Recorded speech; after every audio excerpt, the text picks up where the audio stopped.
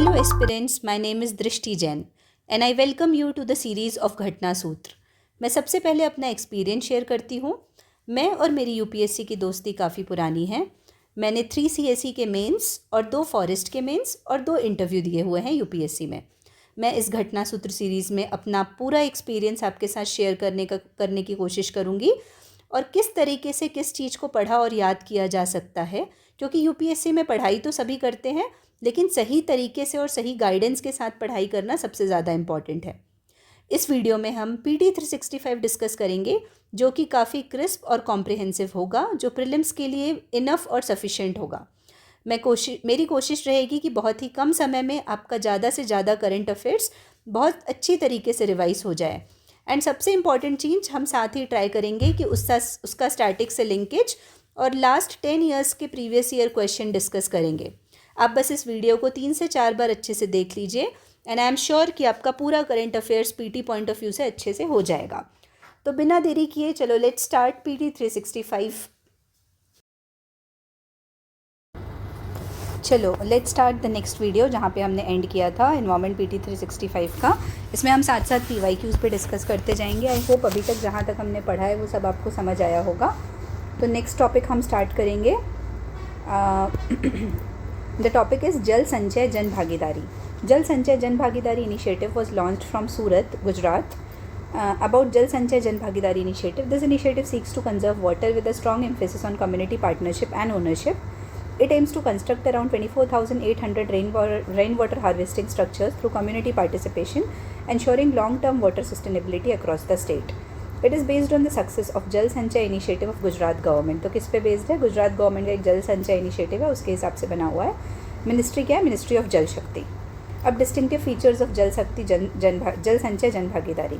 Emphasis on India's traditional consciousness, treats water as a form of god and rivers as goddesses, adopts whole of society and whole of government approach, treats water conservation not just as policy matter but also as social commitment, aligns with the ongoing Jal Shakti Abhiyan Catch the Rain of the collaborative water management. अब other related news में देखो, इसमें सिर्फ देखो ये जो अपन ये वाला टॉपिक पढ़े इसमें ज़्यादा काम का नहीं था, बस जल संचय जन भागीदारी किससे एसोसिएटेड है इतना सफिशिएंट है। अब नेक्स्ट है United Nations water convention.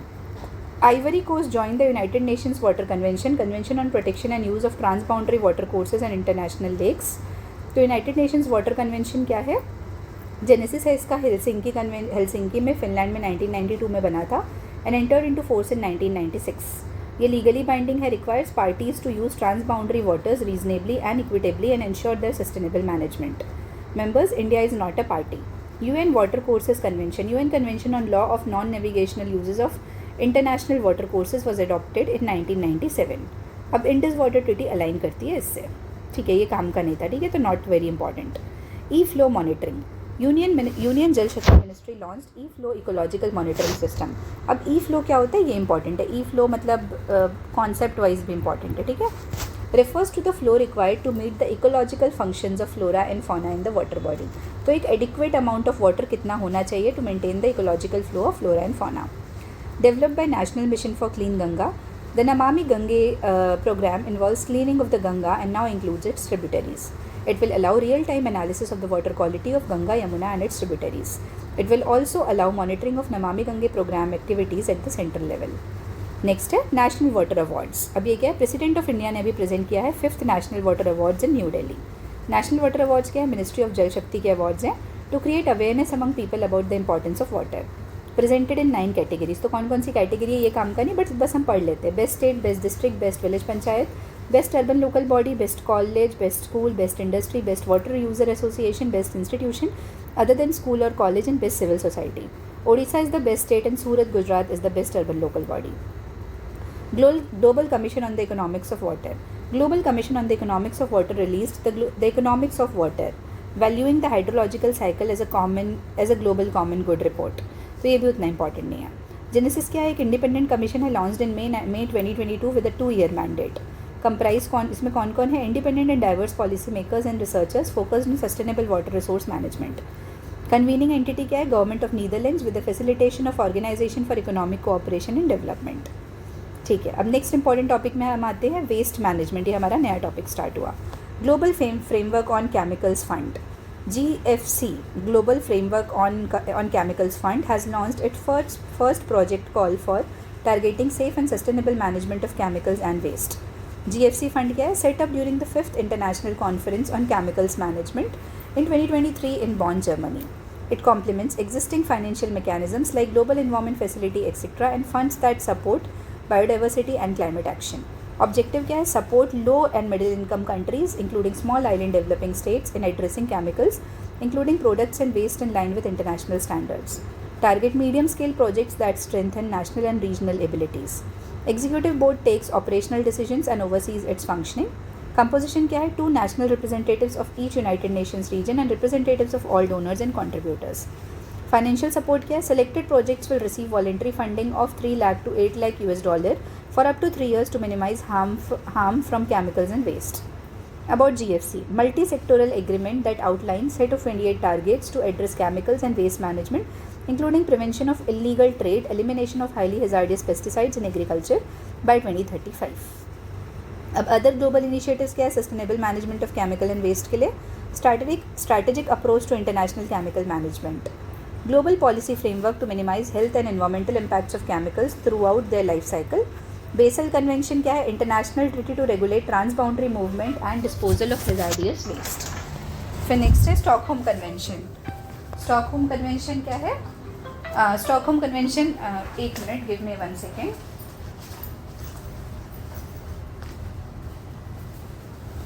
Stockholm convention global treaty dealing with effects of persistent organic pollutants. तो 3 कौन से इंपॉर्टेंट वो हो गए? Strategic approach to international chemical management, Basel convention और स्टॉकहोम कन्वेंशन. ठीक है. Now the next topic is e waste. तो देखो ई वेस्ट से काफ़ी बार क्वेश्चन आया हुआ है PYQ, तो वो हम डील करेंगे. तो E waste, recently global E waste monitor report was released. तो इसमें क्या पूछ सकता है? रिपोर्ट के बारे में पूछ सकता है कि ये रिपोर्ट कौन रिलीज़ करता है. इससे ज़्यादा इसमें और कोई क्वेश्चन नहीं आएगा. तो ग्लोबल ई वेस्ट मॉनिटर रिपोर्ट कौन रिलीज़ करता है? PYQ है ये. ठीक है. तो अभी किसने रिलीज़ किया? The report is funded and prepared in partnership with United Nations Institute for Training and Research, sustainable cycles programme, International Telecommunication Union and foundation सेरे कैरीमेनिक. ठीक है. SCYCLE started in 2022 is a program under the UNITAR division for planet to promote sustainable societies with sustainable production, consumption and disposal patterns. ठीक है. अब इसमें मैं आपको वो बताती हूँ, एक PYQ आया हुआ है. 1 मिनट वेट करो. इसमें PYQ है, ग्लोबल ई वेस्ट के ऊपर है. तो सबसे पहले अपन आते हैं. हाँ देखो, एक था इस पे ना बिस्फेनॉल पे क्वेश्चन था, जो ई वेस्ट से रिलेटेड, मतलब उसमें ऑप्शंस ई वेस्ट वगैरह के भी, मतलब ई वेस्ट से रिलेटेड भी थे. तो बोला था बिस्फेनॉल किससे रिलेटेड है? तो low density polythene, polycarbonate, polyethylene, terephthalate और पॉलीविनाइल क्लोराइड. तो ये क्यों पूछा था? क्योंकि ये न्यूज़ में आता है. तो न्यूज़ में आता है इसलिए इसका आंसर हो गया था पॉलीकार्बोनेट. ठीक है. फिर एक और PYQ था इससे रिलेटेड, एक्सटेंडेड प्रोड्यूसर रिस्पॉन्सिबिलिटी से रिलेटेड, जो 2018 का है. तो मैं उसका क्वेश्चन पढ़ती हूँ. बोला गया extended producer responsibility is a part of which of the following acts. तो उसमें ऑप्शन था municipal waste management act, hazardous waste substances act, plastic waste pollution act और ई वेस्ट मैनेजमेंट एक्ट. तो उसका आंसर होगा ई वेस्ट मैनेजमेंट. ठीक है. तो ये 2 क्वेश्चन इसमें आए हुए हैं. Key highlights of the report: collection and recycling 22.3% formally collected and recycled. Region-wise e-waste per capita generated highest in Europe, followed by Oceania and America. Findings for India के है ranked 3rd largest e-waste generator, 4,100 million kg generated, following only China and USA. अब e-waste क्या है? It includes electrical and electronic equipment including solar, photovoltaic discarded as waste without the intent of reuse. क्या without the intent of reuse है? ठीक है. As well as rejects from manufacturing, refurbishment and repair processes. Need for e-waste management. Environmental risks है, health risk है, contain over 1,000 toxic materials like mercury, lead. Economic benefits क्या है? Recovery of precious materials like gold, etc. Challenges associated with e-waste in India. Informal recycling. Around 85% managed by unorganized sector. Inadequate infrastructure, huge imports. 80% meant for recycling is sent to developing countries by the developed ones.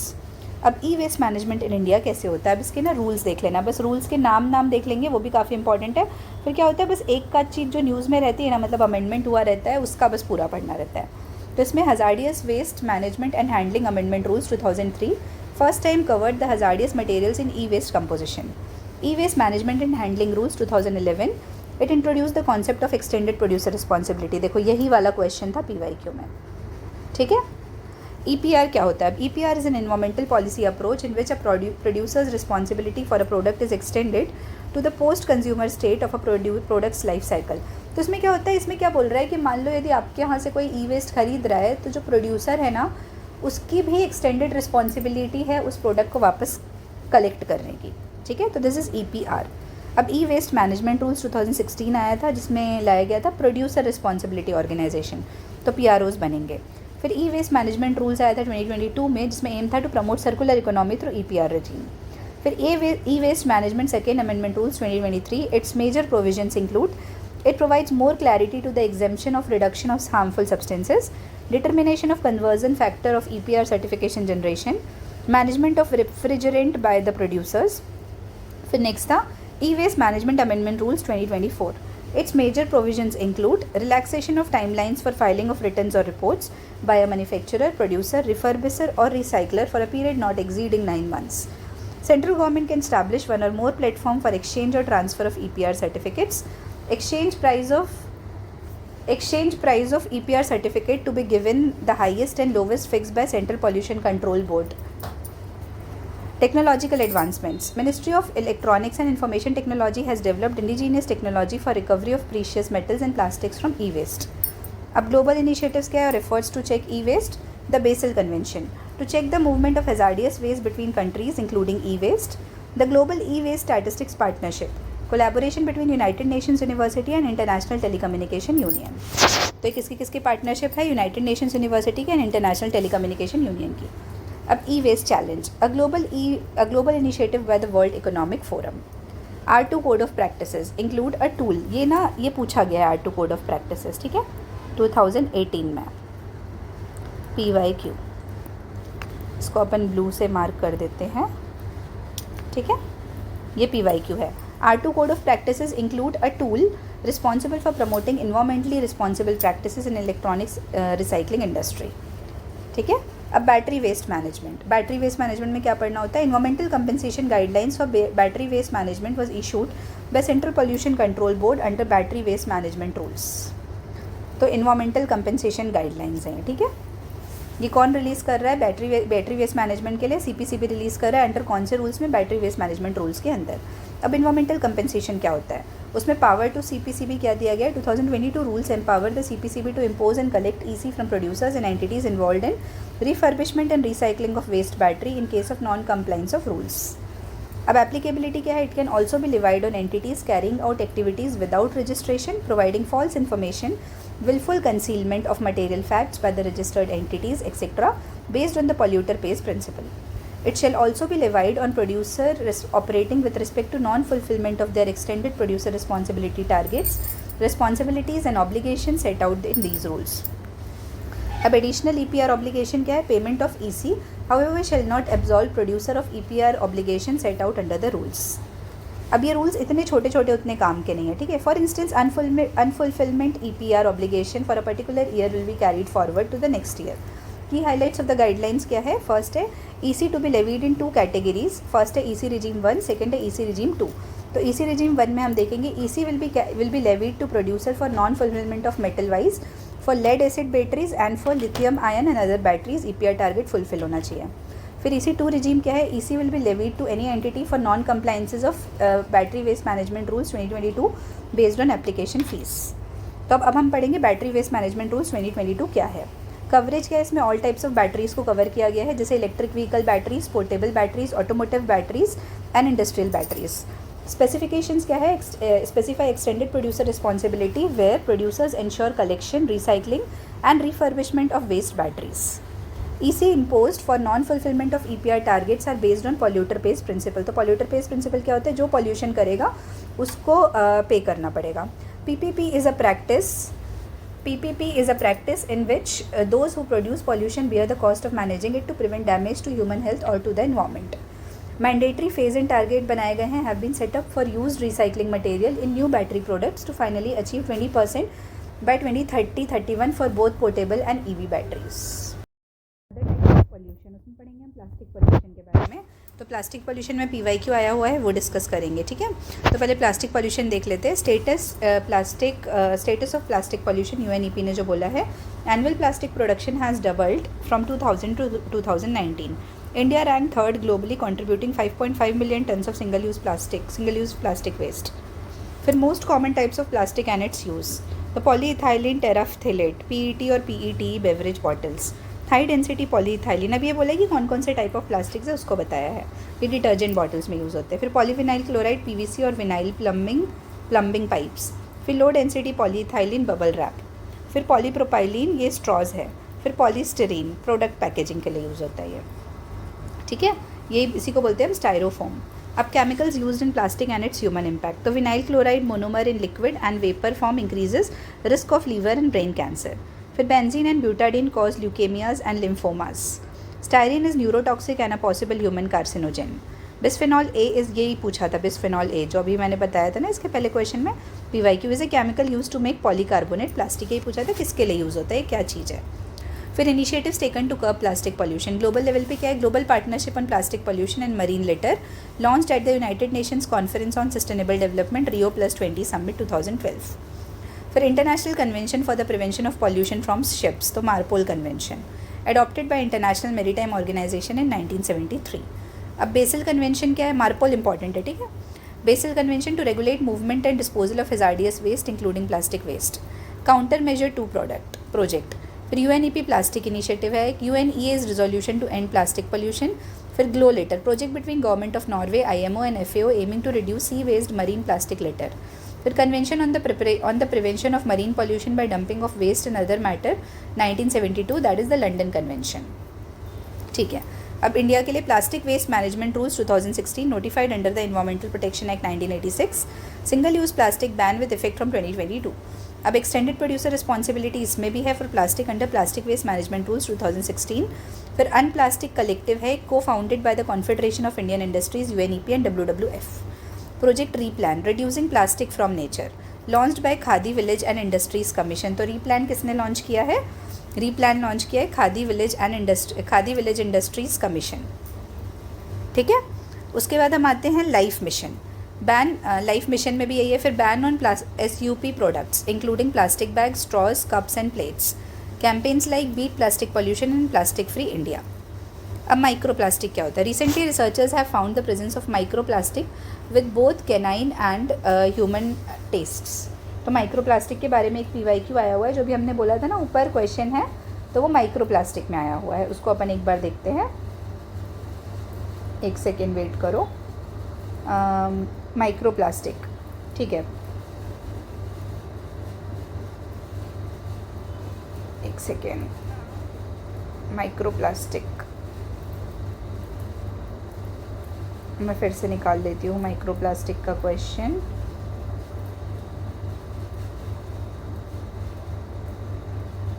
देखो micro plastic पे question आया हुआ है, consider the following statements. Microplastics are small in size, small pieces of plastic less than 50 mm in length that occur in the environment as a consequence of plastic pollution. Second है, ये PYQ था, ठीक है। Second है, microplastics are present in cosmetics, synthetic clothing, plastic bags and bottles. फिर normal plastic and micro plastic both are biodegradable. तो देखो third statement अपन को सीधे सीधे ही दिख रहा है कि नॉर्मल प्लास्टिक तो बायोडिग्रेडेबल नहीं होता है, तो थर्ड वैसे ही गलत हो गया। तो अब पूछा which of the following statements are correct, तो 1 and 2, 2, 1 and 3, 1, 2 and 3। तो नीचे के 2 ऑप्शन तो चले गए। अब 2 कॉमन है तो 2 तो सही है। अब फर्स्ट देखना है कि micro plastics are small pieces of plastic less than 50 mm in length that occur in the environment as a consequence of plastic pollution. तो ये लेंथ उससे कम भी हो सकती है। और माइक्रो प्लास्टिक क्या होता है, छोटे छोटे पीसेज होते हैं। तो स्टेट्स का आंसर सिर्फ हुआ ओनली 2। ये समझ आया होगा आई होप, ठीक है। Micro plastics are pieces less than 5 mm long, वो 50 लिखा था उसमें। harmful to living organisms. There are 2 categories of microplastics. Primary microplastics are tiny particles designed for commercial use such as cosmetics, clothing, etc. and microfibers shed from textiles. Secondary microplastics are particles that result from breakdown of larger plastic items like water bottles. अब impact क्या है, environment can mistakenly be consumed by marine organisms, toxic for them and will disturb the whole food chain.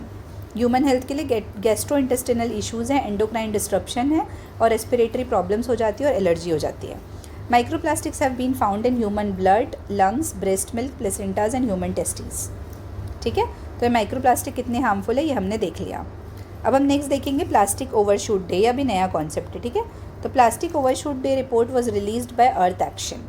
तो plastic, जैसे अर्थ overshoot day होता है ना, वैसे plastic overshoot day अभी लॉन्च किया गया है। तो प्लास्टिक ओवरशूट डे में क्या है, it marks the point when amount of plastic waste exceeds the world's capacity to manage it. तो वर्ल्ड की जो प्लास्टिक मैनेज करने की कैपेसिटी है उसको एग्जीड कर देता है plastic overshoot day, resulting in the environmental pollution. It is determined based on a country's mismanaged waste index. ठीक है, mismanaged waste index is the gap in waste management capacity and plastic consumption. Mismanaged waste index of India is very high, that is 68.62%. अब mercury pollution, UNEP has launched a $135 million initiative to phase out mercury measuring devices in healthcare projects. 135 million initiative to phase out mercury measuring devices. ठीक है, अब project का aim क्या है, phase out mercury thermometers and sphygmomanometers at the rate of 20% annually and reduce mercury spillages. Encourages adoption of accurate, affordable and safe mercury-free alternatives while improving management of mercury-containing medical waste. Member countries क्या है, Albania, Burkina Faso, India, Montenegro and Uganda.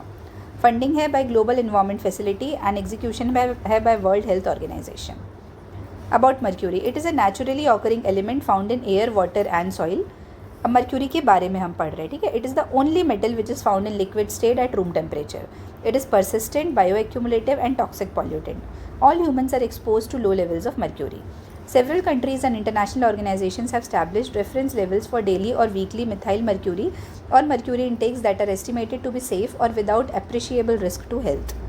Sources क्या है, gold mining, coal based thermal power plant, volcanic emissions. अब effect क्या है, toxic effects on nervous, digestive and immune system, lungs, kidneys, skin and eyes. Minamata disease is a chronic neurological disorder caused by methyl mercury as a heavy metal with many industrial uses. When released into environment, it accumulates in water-laid sediments where it converts into toxic methyl mercury and enters food chain. तो बता रहे हैं कि कैसे methyl एक level से दूसरे level में ट्रांसफ़र होता है. ठीक है, अब इसके लिए इंपॉर्टेंट है कि मीनामाता कन्वेंशन ऑन मर्क्यूरी आया था. तो क्वेश्चन सिर्फ ये आता है, जैसे ना इंडिविजुअल नहीं आता, जैसे बहुत सारे कन्वेंशन दिए रहेंगे और उसमें पूछेगा कि ये वाला कन्वेंशन मर्क्यूरी को टैकल करने के लिए है. तो उसका आंसर है मीनामाता कन्वेंशन. मीनामाता एक जगह है जापान में. Adopted in 2013 at Kumamoto, Japan and came into force in 2017. First legally binding treaty to protect human health and environment from adverse effects of mercury, named after the city in Japan which became the epicenter of Minamata disease. Purpose क्या है इसका, ban on new mercury mines, phase out of existing ones and phase out and phase down of mercury use in products and processes. India ने इसको ratify किया था 2018 में. फिर persistent organic pollutants क्या होते हैं. A comprehensive global study on persistent organic pollutants was done by United Nations Environment Program and funded by Global Environment Facility. की फाइंडिंग्स क्या है, there is a decline in the use of 12 POPs due to regulatory actions taken since 2004. Use of DDT, dichloro diphenyl trichloroethane. तो DDT क्या है, dichloro diphenyl trichloroethane. A synthetic insecticide has decreased in human milk samples by over 70% since 2004. Replacement POPs due to their similar properties, example per and polyfluoroalkyl substances, were detected at high levels. अब about POPs होते क्या है, POPs are chemical substances that are carbon based that persist in the environment. They are pesticides, industrial chemicals और unwanted by products of industrial processes. They resist photolytic, biological and chemical degradation. तो ये तीनों degradation इनमें नहीं होते. They resist photolytic, biological and chemical degradation. अब example दिया है, ये कौन कौन से होते हैं, जैसे हेप्टाक्लोर. की chemical and physical properties, often halogenated and characterised by low water solubility, high lipid soluble, this facilitates bioaccumulation in living organisms. फिर semi volatile in nature, enabling them to move long distances in the atmosphere before deposition occurs. Impact of POPs are linked to cancer, liver damage, decreased fertility and increased risk of asthma and thyroid disease due to their endocrine disrupting properties. ठीक है, अब Stockholm convention क्या होता है. It is an international legally binding agreement है, legally binding है, ये ध्यान रखना. On POPs, adopted in 2001 and entered into force in 2004. India ratified the Stockholm Convention in 2006. Ministry of Environment, Forest and Climate Change had notified the regulation of POP rules 2018 under the provisions of Environmental Protection Act 1986. GEF is the designated interim financial mechanism for the convention. ठीक है. अब pollutants in news. DCPA or Decthal. The US Environmental Protection Agency banned the weed-killing pesticide dimethyl tetrachlorotheraphyllate, also known as DCPA or Decthal. तो US environment agency ने ban कर दिया है. ये weed को किल करने वाली दवाई है. अब DCPA क्या है? It is used on crops such as broccoli, Brussels, sprouts, cabbage and onion. fetuses exposed to it could suffer low birth weight, impaired brain development, decreased IQ and impaired motor skills later in life. अब bisphenol A हमने ऊपर discuss किया है कि किस form में आया है बिस्फेनॉल ए क्वेश्चन. उसका आंसर भी देखा था कि ये पॉलीकार्बोनेट है. ठीक है, बिस्फेनॉल ए के बारे में पढ़ते हैं. Negotiations are being conducted under the aegis of UNEP to address plastic pollution, including BPA used in plastic packaging. BPA क्या है? Chemical used primarily in production of polycarbonate plastics and epoxy resins. तो किस में use होता है? देखो एक बार आ चुका है तो epoxy resin का भी ध्यान रखना कि polycarbonate plastics में यूज़ होता है और epoxy resins में यूज़ होता है. Polycarbonate plastics are often used in containers that store food and beverages. Epoxy resins are used to coat the inside of the metal products such as food cans, bottle tops, etc. Exposure to BPA can have health effects on brain and prostate gland of fetuses, infants and children. PER and polyfluoroalkyl substances. New research suggests that exposure to PFAS may impair kidney function through disruptions in gut microbiota. तो PFAS के बारे में बोला कि kidney function disrupt हो जाता है gut microbiota से रिलेटेड. PFAS क्या है? Often dubbed forever chemicals because these chemicals persist in environment and human bodies, breaks down extremely slowly. तो इनको क्या बोलते हैं? Forever chemicals बोलते हैं क्योंकि हमेशा प्रेजेंट रहते हैं. Man-made chemicals हैं used in everyday products such as non-stick cookware, some cosmetics, etc. Exposure has been linked to several health issues including cardiovascular diseases, cancer, etc. Currently, 3 subgroups of PFAS are listed under Stockholm Convention as industrial POPs. अब अपन next आते हैं क्या क्या terms news में है. उसमें है पहला soil acidification. As per a study acidification में strip Indian soils of 3.3 billion tons of essential carbon. तो इतना सॉइल हमारी